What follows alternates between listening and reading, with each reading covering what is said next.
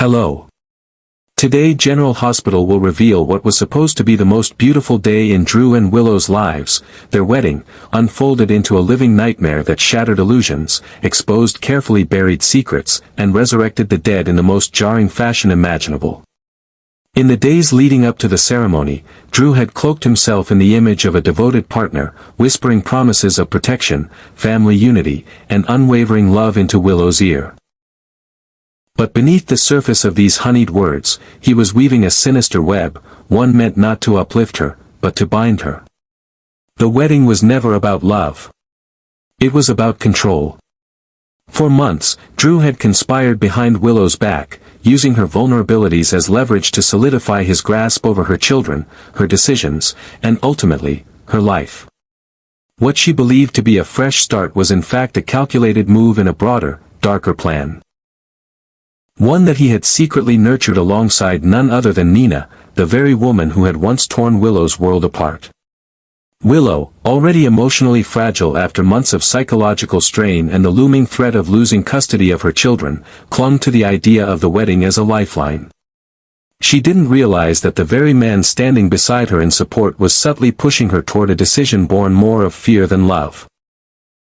Drew's manipulation was cruelly elegant, preying on Willow's desperation and loneliness, allowing him to shape her into an unwitting accomplice in his vendetta against Michael. Unbeknownst to her, he had rekindled a secret, physical relationship with Nina, the woman who had once been her mother's greatest enemy, and the two of them were plotting to gain permanent control over Wiley and Amelia by establishing Drew as Willow's legal husband and thereby her strongest legal influence.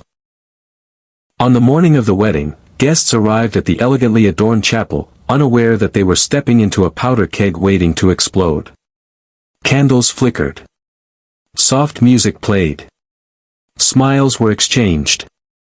Willow, dressed in white, looked serene on the outside but quietly trembled beneath the weight of the choices she was about to make. Drew stood at the altar with the calm confidence of a man who believed the game was already won. The officiant raised his hand, preparing to bless the union. When a voice, sharp and chilling, sliced through the silence like a blade. The congregation turned as one, their breath caught in their throats. Standing at the entrance, clad in a long black coat, her eyes blazing with cold fire, was Britt. Gasps filled the chapel. Shock rippled across the pews. The woman declared dead, the victim of Heather's violent rampage, was very much alive. And she had not come alone. From the shadows, Jason emerged beside her, the lines of his face etched with fury and resolve.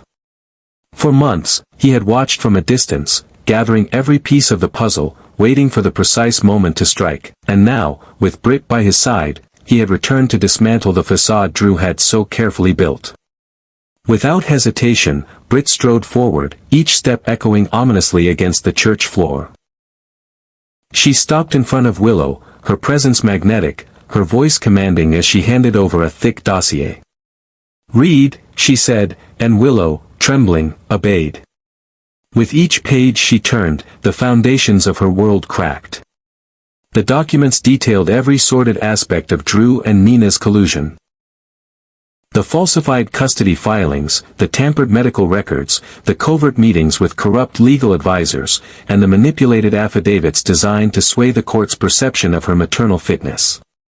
But the final blow came in the form of undeniable proof that Drew had proposed not out of love, but as a calculated legal tactic meant to bind Willow to him and block any interference from Michael or the courts.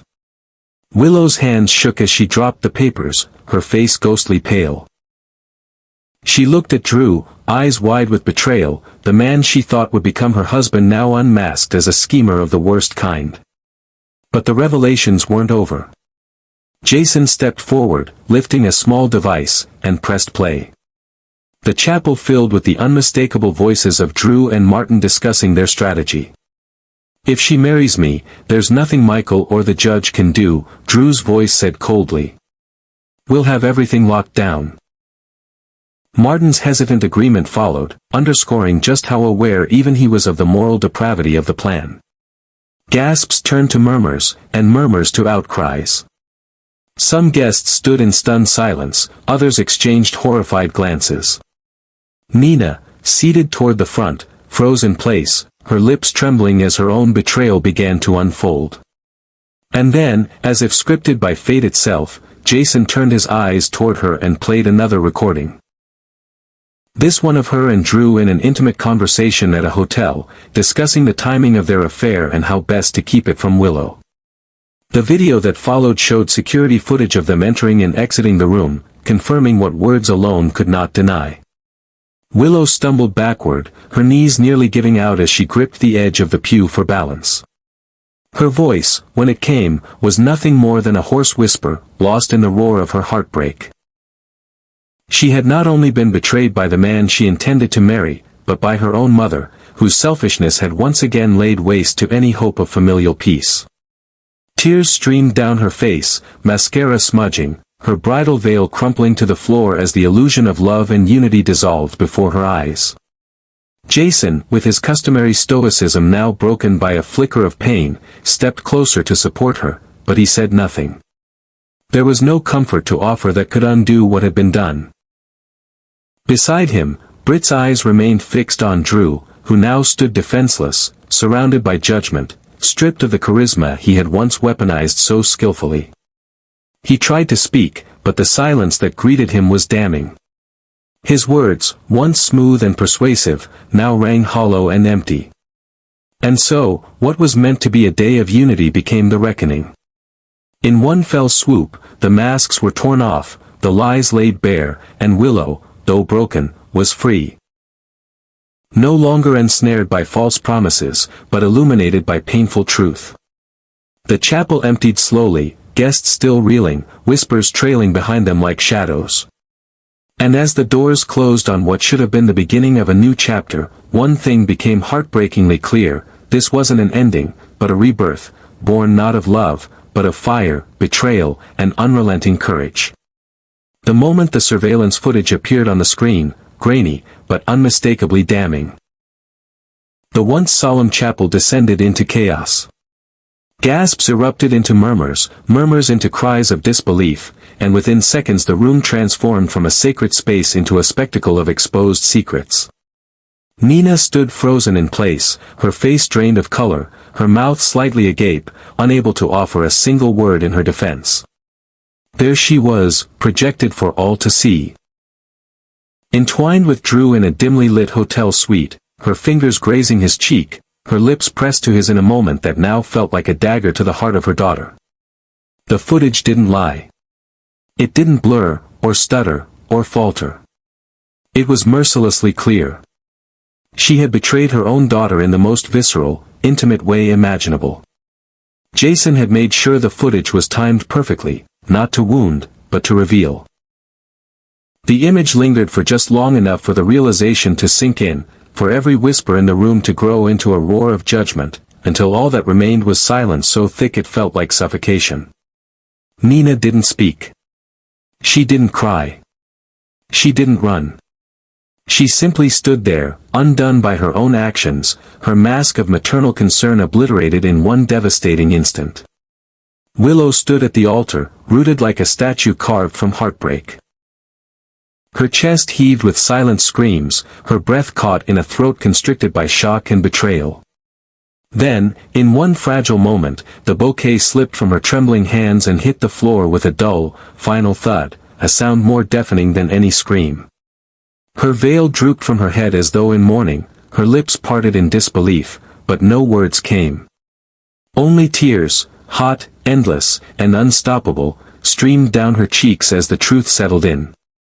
Everything had been a lie. The wedding. The promises. The love. It was all an elaborate performance, with her as the unsuspecting centerpiece of a sordid and vile game of power, deceit, and manipulation. Sasha, who had remained silent for far too long, couldn't bear it anymore.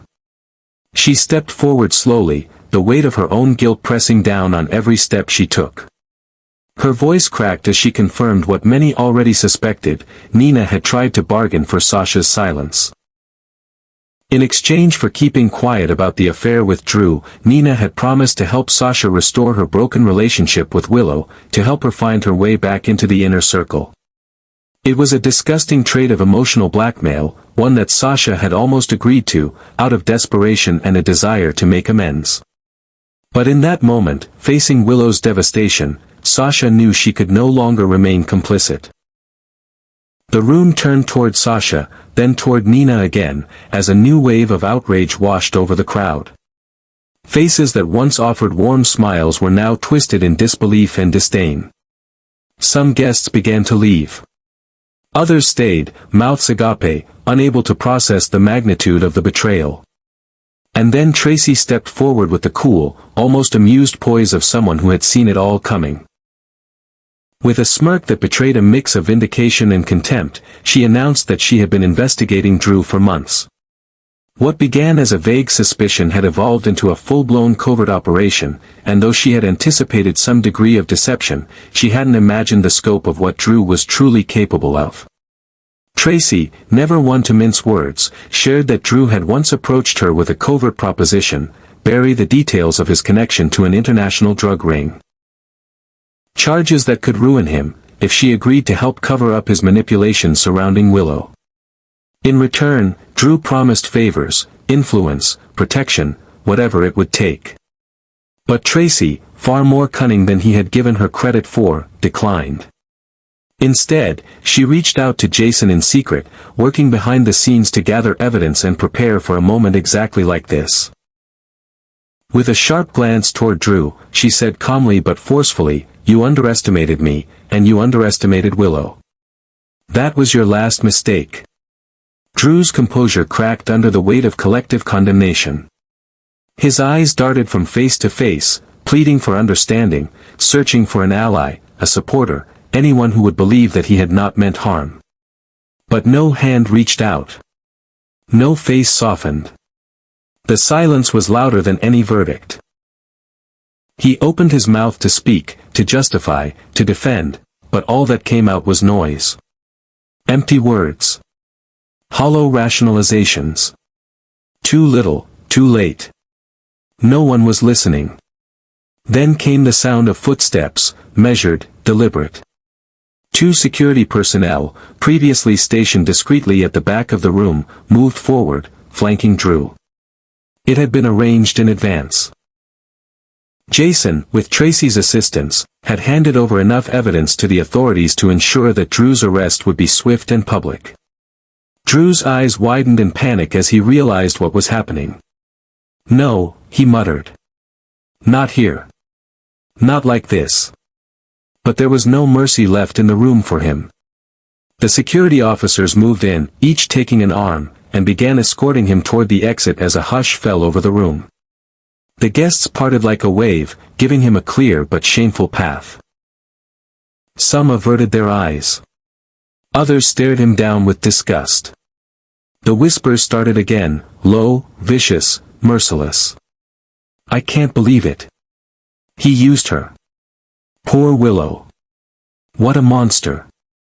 Each word carved deeper into Drew's already crumbling dignity. Nina, overcome with panic, stumbled toward the exit as well, her heels clicking frantically against the floor. Her breath came in shallow gasps, her face flushed with shame and terror. But as she reached the doorway, she paused for one last look back. Not at the man she had conspired with, but at the daughter she had destroyed. Willow's back was to her now, supported by Sasha and Jason, her shoulders quivering with suppressed sobs. Nina opened her mouth, perhaps to beg forgiveness, perhaps to offer a final excuse, but nothing came. There was nothing left to say. As Drew disappeared through the chapel doors, dragged into the hands of justice, and Nina fled into the unforgiving daylight, the room remained suspended in grief and fury. The wedding was over, not with vows, not with rings, but with exposed corruption and public humiliation. And while the ceremony would never be completed, the message had been made clear: no lie stays buried forever, no betrayal goes unpunished, and no victim remains voiceless when the truth finally demands to be heard. Willow collapsed in Michael's arms, her sobs silent but devastating, her body trembling against the weight of betrayal, humiliation, and emotional ruin. Michael had rushed into the chapel moments after word of the interrupted wedding reached him, and the sight that greeted him stole the air from his lungs. He saw the woman he loved, dressed in a ruined wedding gown, her mascara-streaked cheeks pale and hollow, clutching at him like the last remnant of something real in a world that had turned entirely false. In that moment, guilt overwhelmed him. Guilt for ever letting her go, for not protecting her better, for not being the shield she had so desperately needed. He had warned her about Drew. He had tried to intervene. But now, too late, he could only hold her and whisper silent apologies as the storm raged on around them. Jason stood nearby, his expression a familiar mask of stoic calm, yet even he couldn't conceal the heaviness in his eyes. Seeing Willow, his sister in spirit, someone he had watched grow, suffer, and persevere. So utterly shattered cut deeper than any wound he'd received in a fight.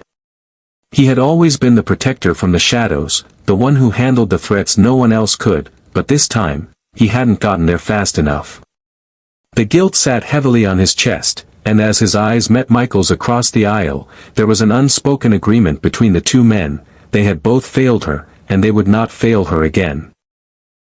Meanwhile, Britt, composed yet visibly shaken, walked to Willow's side and gently placed a steadying hand on her shoulder. Her eyes were steel, resolute, unwavering.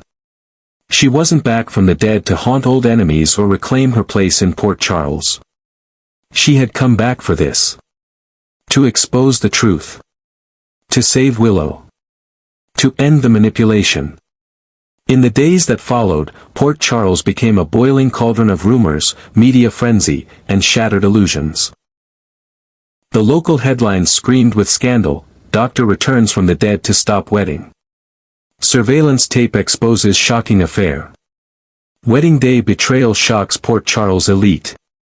News outlets speculated endlessly on Britt's miraculous survival, with conspiracy theories ranging from federal witness protection to staged death hoaxes.